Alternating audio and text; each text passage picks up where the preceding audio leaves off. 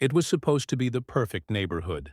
Clean streets, manicured lawns, smiling neighbors waving from their driveways. Maple Crest Estates was the kind of suburban utopia people dreamed of moving into. A gated community with a spotless reputation, upheld by a strict homeowners association that prided itself on maintaining harmony and standards. But beneath the surface of the freshly cut grass and pastel-painted mailboxes, that harmony was nothing more than a thin coat of paint, one that was starting to peel. For Emily Dawson, moving to Maple Crest was supposed to be a new beginning. After years of apartment living and noise complaints, she'd finally bought her first home, a tidy two-story with white shutters and a wraparound porch. It was everything she'd ever wanted for her and her daughter Lily, who had just turned 10. Emily imagined quiet evenings on the porch, neighborhood barbecues, and a sense of belonging she'd never quite found before. But what she didn't know was that Maple Crest wasn't just run by an HOA. It was ruled by one. The president of the association, Richard Coleman, was a man who believed authority was measured by how many people feared you. A retired military officer with a booming voice and a spotless record, Richard had transformed Maple Crest into his personal kingdom.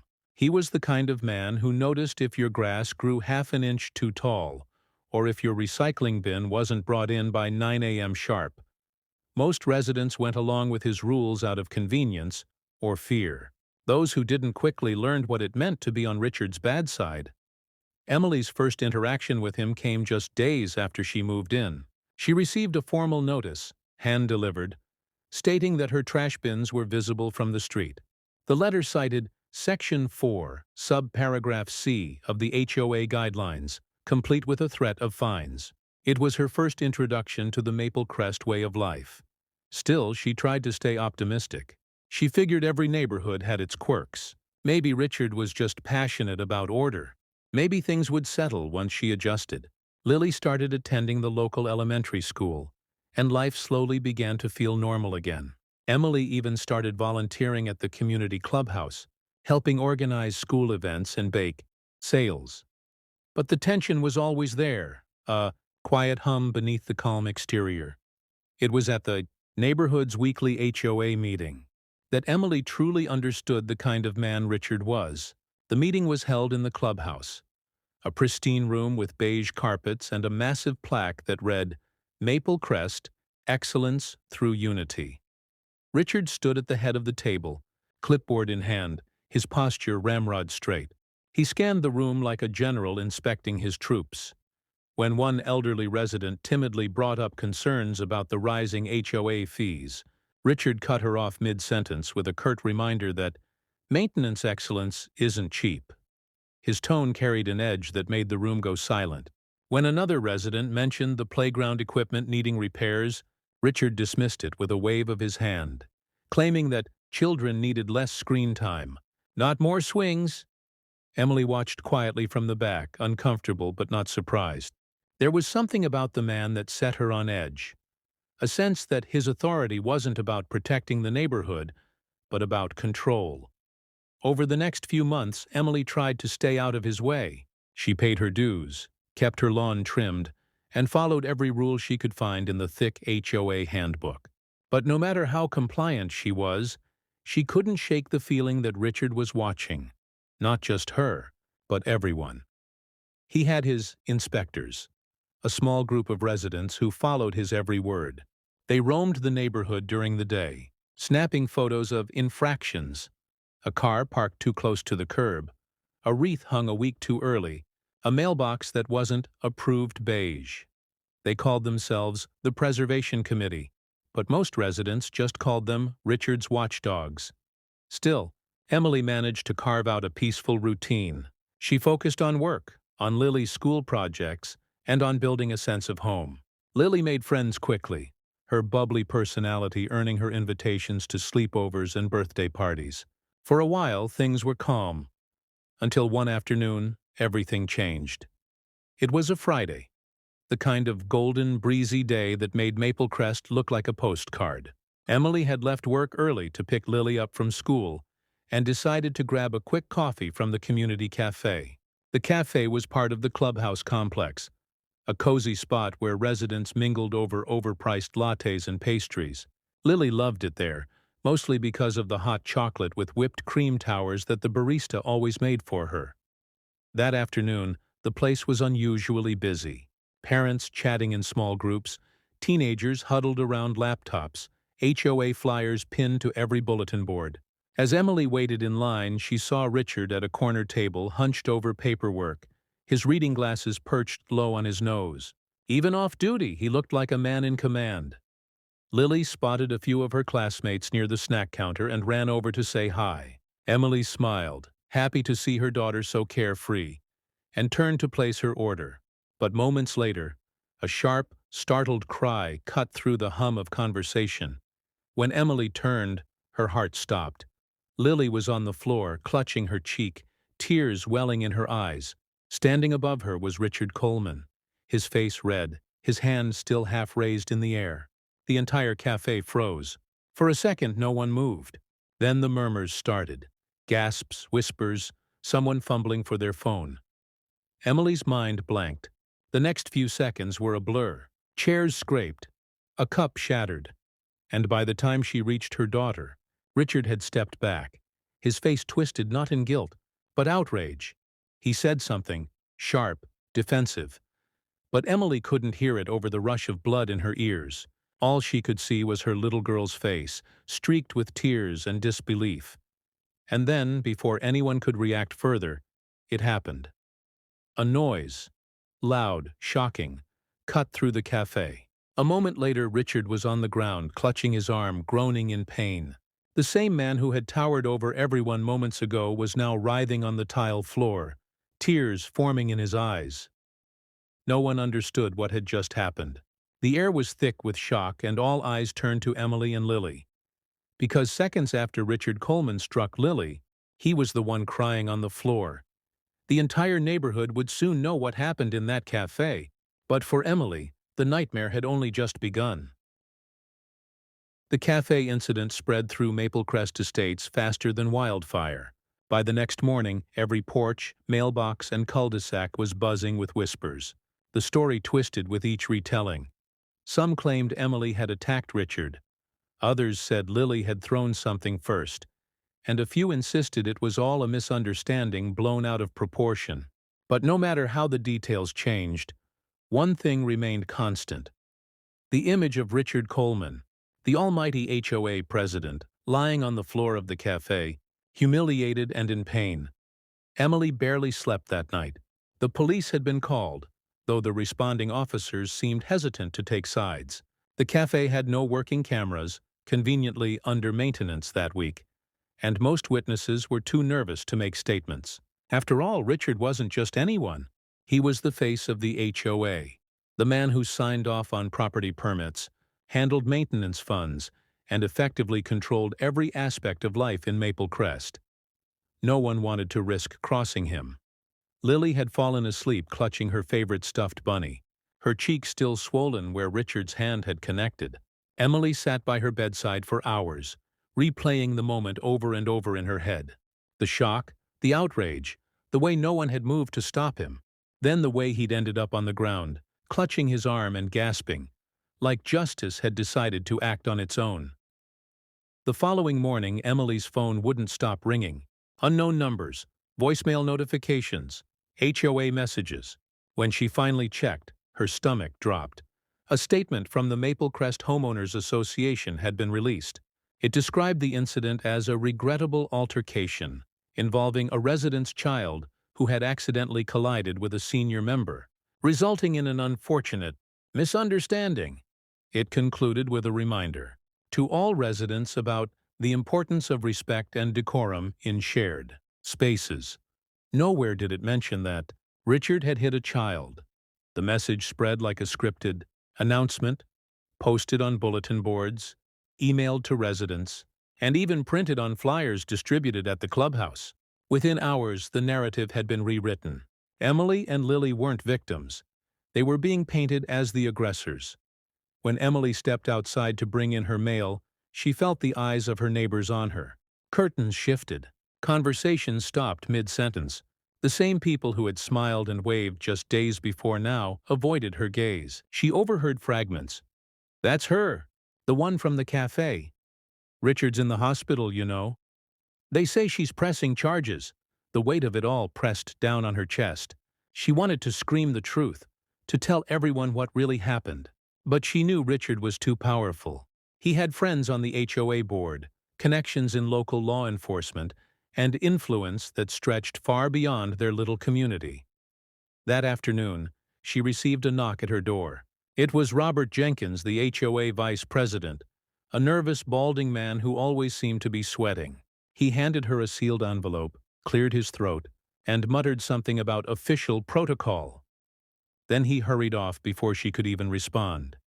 Inside the envelope was a notice of violation.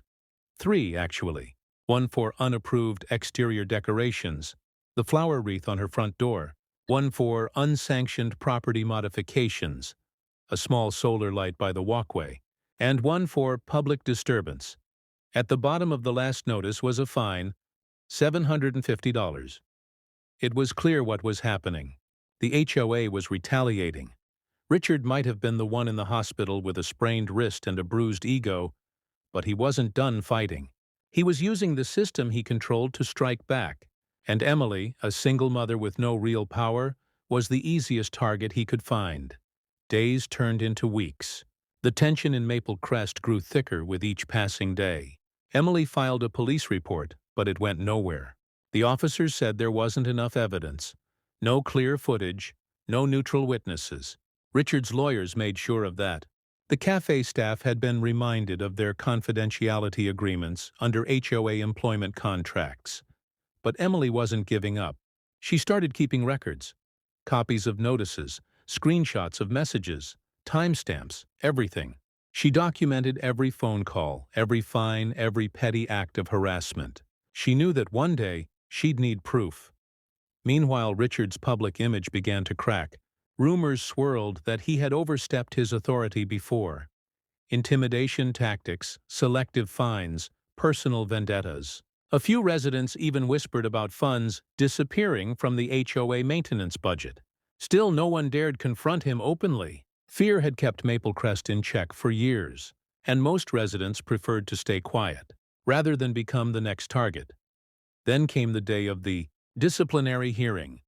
The HOA board called an emergency meeting to address resident misconduct and ensure community harmony. It was, of course, about Emily. She arrived at the clubhouse with her head held high, though her hands were trembling. The room was packed. Curious neighbors, board members, even Richard himself, sitting at the head of the table with his arm in a sling. His expression was smug, confident, as though the outcome had already been decided.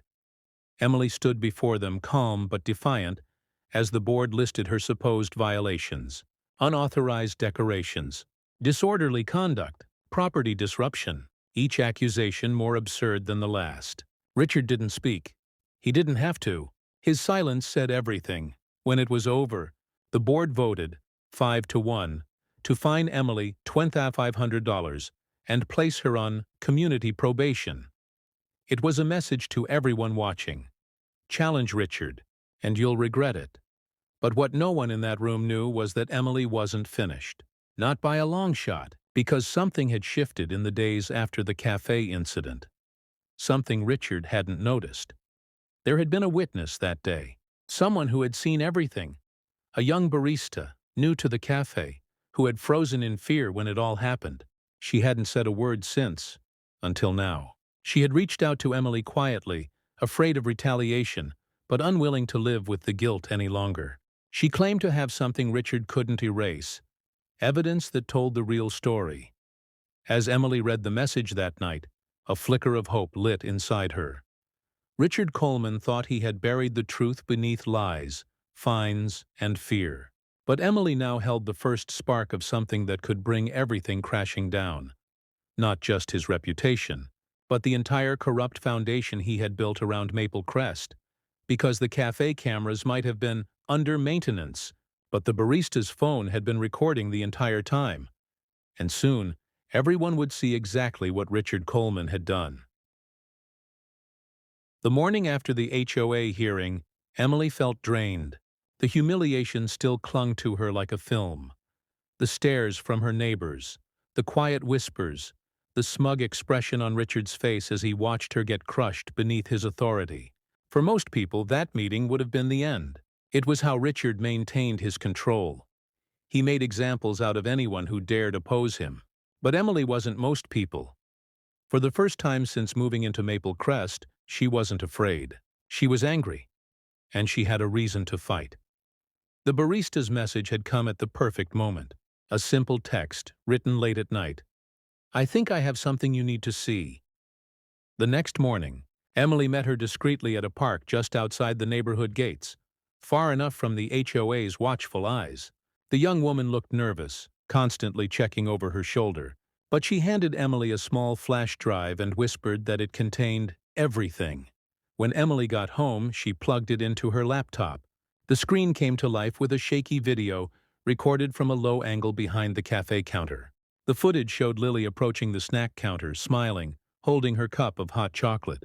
Then, in crystal clarity, it showed Richard standing up from his table, gesturing aggressively, and striking her across the face. Emily's stomach turned as she rewatched it. The sound, the shock, the sheer brutality of it.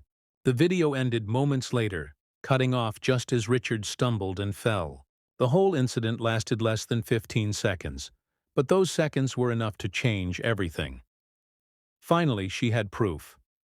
Her first instinct was to take the footage to the police, but she hesitated. She knew how this worked. Evidence meant nothing if it disappeared before anyone could act on it. And in a community like Maple Crest, things had a way of disappearing. She'd heard the stories. Residents who complained about Richard suddenly finding their mail missing, their fences vandalized, their cars mysteriously keyed. She needed to be smart, so she made copies. Dozens of them. One for her lawyer, one stored in the cloud, several saved on separate USB drives hidden in her home. Then she sent an anonymous version to a local journalist known for covering community corruption cases. Within days, the first cracks began to show. The journalist, though cautious, began asking questions, quietly at first. He reached out to the cafe staff, the school board, even some HOA members. Richard tried to keep control, holding emergency meetings behind closed doors, but word was spreading. The residents could sense something was wrong. The whispers were returning, but this time, they weren't about Emily. They were about him, and then the footage leaked. No one knew exactly how it happened, whether it was the journalist, one of the baristas, or one of Emily's anonymous backups that found its way online. But one morning, the video appeared on a neighborhood social media group. Within minutes, it spread like wildfire. The comments section exploded. People who had once defended Richard were suddenly silent. Parents were horrified. The sight of a grown man, the HOA president no less, striking a 10-year-old girl was undeniable. By noon, every resident in Maple Crest had seen it. By evening, it had reached the local news. Richard Coleman's empire began to crumble. At first, he tried to deny it. He claimed the footage was edited, taken out of context, manipulated by a disgruntled homeowner. But every excuse only made things worse. The clip was too clear, too damning. The HOA board, sensing the tide turning, began to distance themselves from him. One by one, members resigned or released vague statements about leadership concerns. For years, Richard had ruled through fear, but now that fear had turned inward. People were no longer afraid of him. They were afraid for themselves, worried that being associated with him would drag them down too. The police reopened their investigation, this time under public pressure. The barista gave her statement, supported by the footage and multiple witnesses who finally came forward now that the truth was out. The school district got involved too, condemning the violence and launching their own inquiry. The once invincible HOA president was suddenly the most hated man in the neighborhood. But even as justice loomed, Richard refused to go down quietly. He began sending letters, not from the HOA, but personally. Thinly veiled threats, warnings, accusations. He accused Emily of slander, demanded she return the footage, and warned of serious legal consequences. When that didn't work, he tried intimidation. Her trash cans were knocked over. Her mailbox was stuffed with garbage. Late one night, she found the word liar scrawled across her driveway in spray paint. It was clear Richard wasn't just angry. He was unraveling. Emily filed police reports, but the officers said there wasn't enough evidence to tie the vandalism to him. Still, she refused to be intimidated. Every time he tried to push her down, she stood taller. She installed cameras around her house, kept her neighbors informed, and made sure everything was documented. Then, one evening, something unexpected happened. A knock at her door came just after sunset. When she opened it, she found a woman she recognized. Mrs. Howard, one of the longest-standing HOA board members and one of Richard's closest allies. The woman looked tired, her expression haunted. She said she couldn't stay long but handed Emily a thick manila envelope. Inside were copies of internal HOA documents, budgets, emails, meeting notes. As Emily flipped through them later that night, the scope of Richard's corruption became clear. He had been embezzling HOA funds for years, overbilling residents, faking maintenance expenses, even funneling money into his personal accounts. The HOA wasn't just a homeowners association. It was his personal ATM. Emily realized this was bigger than what happened at the cafe. Richard's entire empire had been built on lies, intimidation, and fraud. And now, she had the proof to bring it all down. By the end of the week, the journalist published a full exposé, combining the cafe footage, the financial evidence, and the testimonies of multiple residents. The story exploded online. News vans parked outside the gated entrance of Maple Crest. Reporters gathered at the clubhouse. The words HOA President Assault Scandal dominated headlines. Richard tried to hide behind legal threats, but they fell flat. The HOA board officially voted to remove him as president. The police opened a criminal investigation into both the assault and the financial fraud. For the first time since moving to Maple Crest, Emily felt like she could breathe. The monster who had terrorized the community was finally being cornered. But she also knew that a man like Richard wouldn't surrender easily. The look he gave her the last time they crossed paths, outside the clubhouse as he was escorted away by officers, wasn't one of defeat. It was a promise. Because even as he faced charges and public disgrace, Richard Coleman wasn't done fighting. And the next move he made would be his most desperate yet. For most people, public exposure would have been the end. The video, the financial records, the news coverage. It was more than enough to destroy a reputation beyond repair. But Richard Coleman wasn't most people. The same stubbornness that had made him a feared HOA president also made him incapable of accepting defeat. Even as the headlines spread and his power slipped away, Richard began plotting his comeback. He blamed everyone but himself, the media, the residents, and especially Emily. In his mind, she was the one who had ruined everything. She wasn't just a nuisance anymore. She was his personal enemy. He told anyone who would still listen that she had doctored evidence, smeared his name, and set him up. His delusions only deepened as the walls closed in. Meanwhile, Maple Crest Estates began to change. The once pristine, fear-controlled community was now a place of unrest and distrust. The HOA office was flooded with requests for refunds and demands for accountability. Residents began combing through old fees and maintenance charges, realizing how much they'd been exploited over the years. The facade of harmony and excellence crumbled overnight. For Emily, life was both vindicating and terrifying. She had the satisfaction of seeing Richard exposed, but she also knew how dangerous a man like him could become when cornered. The vandalism around her property intensified. Her garden lights were smashed. Her fence was spray-painted, and one morning, she found a dead squirrel placed neatly on her front porch. A silent, sickening message. The police increased their patrols through Maple Crest, but without direct evidence, they couldn't act. Richard's official role in the HOA was over, yet his influence lingered through a small, loyal group of followers who still believed he'd been wronged. They whispered conspiracy theories, spreading the idea that Emily was part of a plot to dismantle the community from within. At night, She could sometimes see shadows moving across the end of her driveway. People watching, waiting. Still, she refused to leave. Maple Crest was her home. She had fought too hard to let fear push her out. As the investigation continued, more of Richard's misdeeds surfaced. Financial auditors discovered years of forged maintenance contracts, fake invoices for landscaping and repair work that had never been done. Residents were outraged to learn that the HOA fees meant to beautify their neighborhood had instead gone toward paying for Richard's personal vacations, car upgrades, and even a private storage unit filled with expensive furniture and wine. The HOA board, desperate to save face, dissolved under public pressure. The state's housing authority stepped in to conduct a full audit, effectively stripping Maple Crest's HOA of its governing power. But even as the structure collapsed, Richard was spiraling out of control. He began appearing at residents' homes, banging on doors late at night, shouting accusations about betrayal and justice.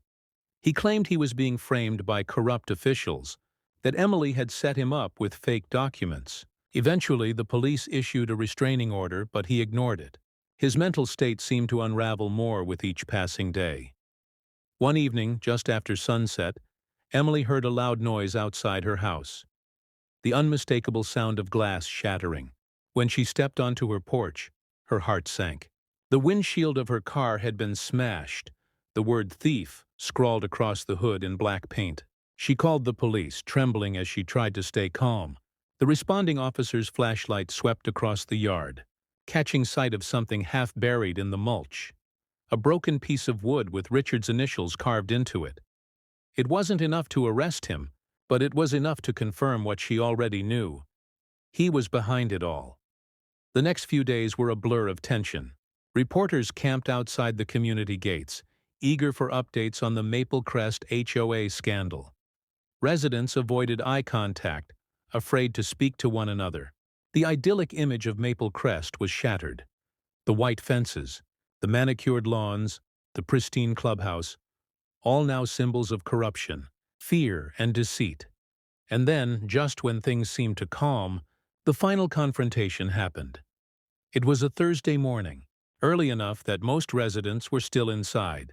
Emily was walking Lily to the car when she noticed a figure standing by the end of her driveway. Her pulse quickened. Even from a distance, she recognized the posture, the rigid shoulders, the commanding stance. It was Richard. He looked nothing like the polished man who once ruled the HOA. His clothes were wrinkled, his hair disheveled, and his eyes wild with exhaustion. The confident smirk he once wore had been replaced by a trembling, desperate sneer. Emily froze, clutching her daughter's hand. Richard took a step forward, shouting something she couldn't quite make out. His voice was hoarse, his gestures erratic. He accused her of destroying him, of turning the whole world against him. His words were fragmented, almost incoherent. A man drowning in the consequences of his own actions. Then he reached into his jacket. Emily's breath caught in her throat. For a split second she thought he might have a weapon, but what he pulled out instead was a crumpled envelope, stuffed with photographs, receipts, and old HOA documents. He threw them onto the pavement, shouting that this was the real truth. Papers scattered in the wind, fluttering across the street like ash. Neighbors peeked out from their windows as the scene unfolded. Some started recording on their phones. When the police arrived minutes later, Richard was on his knees, surrounded by the very evidence that had exposed him. He was crying, sobbing uncontrollably, the weight of his downfall finally crushing him. The man who once ruled Maple Crest with an iron fist was now just a broken figure on the pavement. The officers led him away, his protests fading into the distance. Emily stood silently, holding Lily close. For the first time in months, she felt a sense of release. It wasn't triumph or joy, just relief.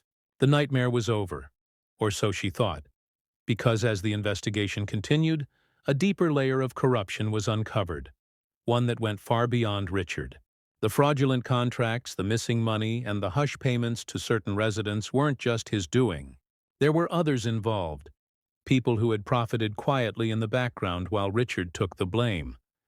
And now that the police had the records, those people were starting to panic. Anonymous letters began showing up in Emily's mailbox. Vague warnings about staying quiet, about not digging any deeper. But it was too late. The story had already reached national news. The housing department was preparing a full criminal case. Maple Crest Estates, once the poster child of suburban perfection, was officially declared under investigation for widespread HOA corruption. And while Richard Coleman sat in a county jail cell awaiting trial, the echoes of his downfall continued to shake the neighborhood. Residents were divided, some angry, some relieved, all fearful of what else might come to light. Emily thought it was over when Richard was taken away, but she didn't realize that taking down a tyrant was only the beginning. Because now, with the HOA dismantled and the truth spreading, everyone who had once been silent was starting to speak up. And the secrets buried under Maple Crest's perfect lawns were finally starting to surface. The neighborhood of Maple Crest had always been known for its immaculate image. The trimmed hedges, pastel-painted homes, and air of quiet luxury that made it seem like a slice of suburban paradise. But now, that image was shattered beyond repair. With Richard Coleman's arrest, the community's perfect facade had been stripped away, leaving something rotten beneath. At first, people thought his downfall would bring peace, a reset, a chance for residents to rebuild. Instead, it exposed just how deep the corruption ran. The HOA investigation had become a full-scale operation. Teams from the State Housing Authority arrived daily, carrying boxes of documents out of the old clubhouse. Detectives came and went, their cars parked outside for hours at a time. Residents who had once bragged about their exclusive community now pulled their blinds tight, afraid of what might surface next. For Emily Dawson, the ordeal had become a strange blend of vindication and exhaustion. She was finally free from the constant harassment, the fines, and the fear that had defined her life in Maple Crest. But victory came at a price. Her name was everywhere, in news articles, on community forums, even in online debates about the woman who brought down her HOA. Some people praised her as a hero. Others called her a troublemaker who ruined a good neighborhood. She tried not to care, but it was impossible to ignore the whispers when she stepped outside. She could feel the weight of every stare. Still, she pressed on, because the deeper she looked, the clearer it became that Richard's corruption wasn't isolated. It was systemic. The HOA's records showed a long trail of deceit stretching back years before she ever moved in. The embezzlement was only the beginning. Investigators discovered that Richard hadn't been acting alone. Several former board members had quietly benefited from his scams, pocketing HOA funds through fake maintenance projects and phony consulting fees. Some had even received discounted property assessments in exchange for silence. Others had helped forge signatures to approve policies that benefited Richard's personal interests. Even more disturbing were the cover-ups. When residents had previously complained about strange discrepancies or tried to audit the HOA's finances, their complaints had been buried. Literally, physical records had been destroyed, digital files deleted, and in some cases, people had been intimidated into silence. There were old reports of property damage, vandalism, and even mysterious violations issued to those who dared question the leadership. Maple Crest wasn't just mismanaged. It had been run like a miniature dictatorship, with fear as its currency. As the evidence came to light, the residents began to turn on one another. The neighborhood that had once prided itself on unity was now a battlefield of mistrust. People accused their neighbors of complicity, of looking the other way, of being part of Richard's inner circle. Anonymous notes appeared in mailboxes, some demanding apologies, others making threats. Community meetings turned into shouting matches. For Emily, it was surreal watching it unfold. She had fought for justice, but she hadn't expected it to tear the entire neighborhood apart. She started getting letters, some of them kind, thanking her for her courage, and others filled with venom. One called her, "The reason our property values are tanking." Another warned her to leave while she still could. But she wasn't leaving. Not after everything that had happened. Not when she finally had the truth. The biggest revelation came when investigators opened a hidden storage room in the clubhouse basement. Inside, they found dozens of boxes labeled archives. But these weren't ordinary HOA records. They contained files on individual residents. Photos, notes, copies of violation letters, and even surveillance printouts. It was a chilling discovery. Richard Coleman had been keeping tabs on everyone. He had created personal dossiers on residents, tracking who complained, who paid late, who was a potential threat.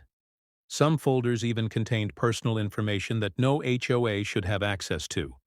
Private correspondence, school records, even copies of medical bills. It became clear that Richard had weaponized information to control the community. The more he knew about someone, the easier it was to manipulate them into compliance. For years, he had built an empire of fear using secrets and intimidation. When news of the discovery broke, the community exploded with outrage. Former allies of Richard scrambled to deny involvement, claiming they had no idea what was going on. But the documents told a different story. Some of their signatures appeared on approvals for security measures that allowed Richard to gather that information in the first place. The scandal grew beyond Maple Crest. National media outlets picked up the story, labeling it the HOA from hell. Commentators debated how such a system could exist unchecked for so long. It became a cautionary tale, a symbol of how power, once left unchallenged, could twist something as mundane as neighborhood management into a machinery of control. Meanwhile, Richard sat in county jail awaiting trial. Rumors circulated that he was trying to negotiate a plea deal in exchange for naming his co-conspirators. Some said he had already provided names. Others claimed he refused to talk at all. But whatever he was planning, the damage was irreversible. The state moved to officially dissolve the Maple Crest HOA. A temporary receiver was appointed to manage the neighborhood's finances and restore order. For the first time, residents were allowed to vote on community decisions without the looming threat of fines or retaliation. It was chaotic at first, years of pent-up frustration spilling out all at once, but it was also the beginning of something new. Emily tried to move on. She focused on her job, on Lily's schoolwork, on rebuilding the sense of normalcy they had lost. But part of her couldn't shake the unease that lingered. The neighborhood still felt haunted. Not by ghosts, but by the memory of what it had been. The quiet streets, once symbols of comfort, now carried a heavy silence. And even though Richard was gone, his shadow remained. Because as investigators sifted through his records, they found something that didn't quite fit. A small, locked safe hidden behind a false wall panel. Inside were handwritten notes, photos, and a sealed envelope addressed to the next president of Maple Crest HOA. The contents of that letter were not immediately revealed to the public. The officials only said that it contained information of significant concern. Whispers began spreading again.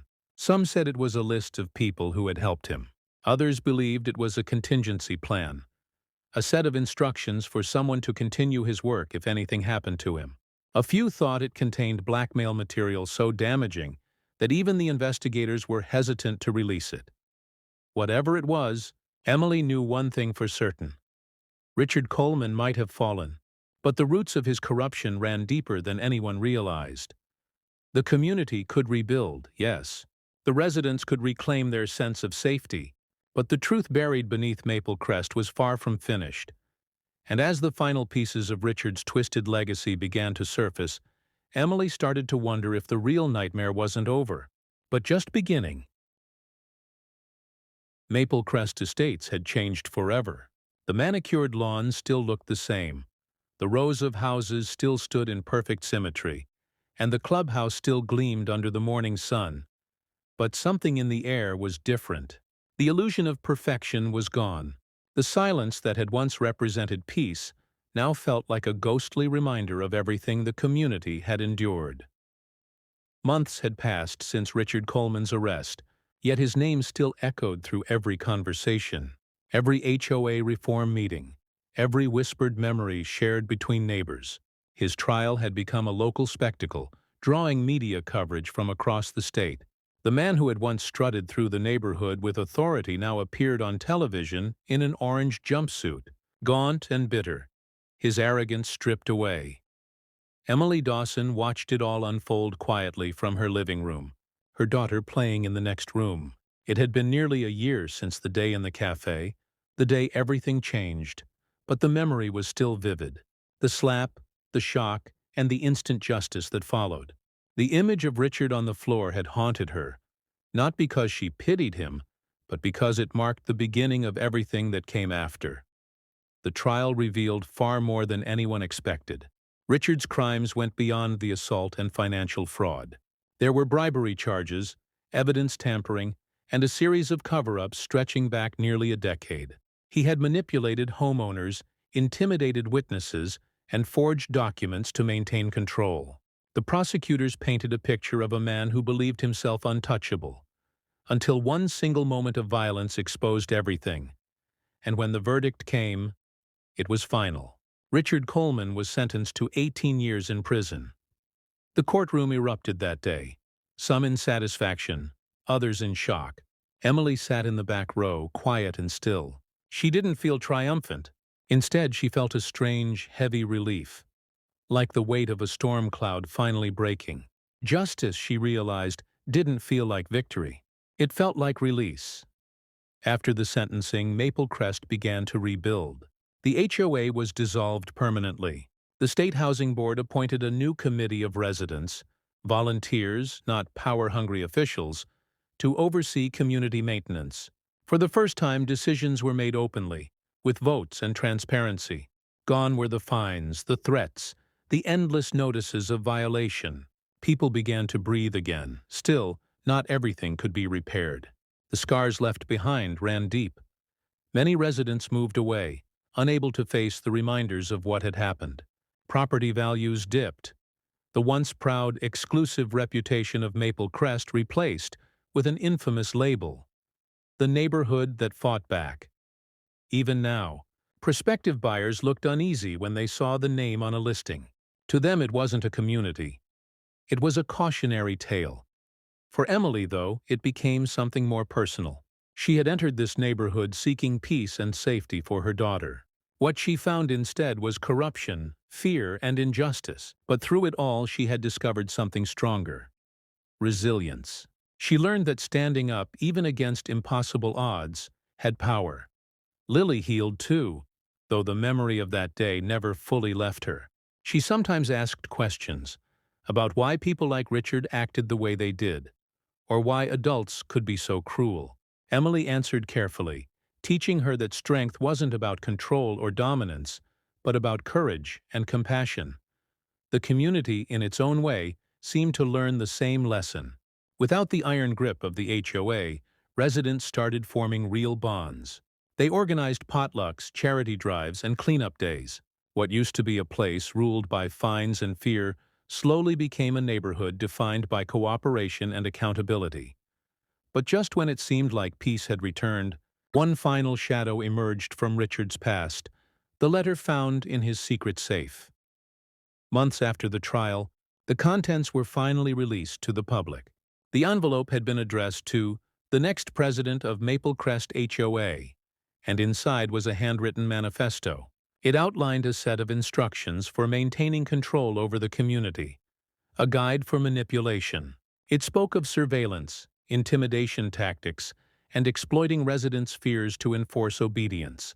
It was chillingly detailed, filled with notes on individual homeowners, their weaknesses, and the ways to keep them compliant.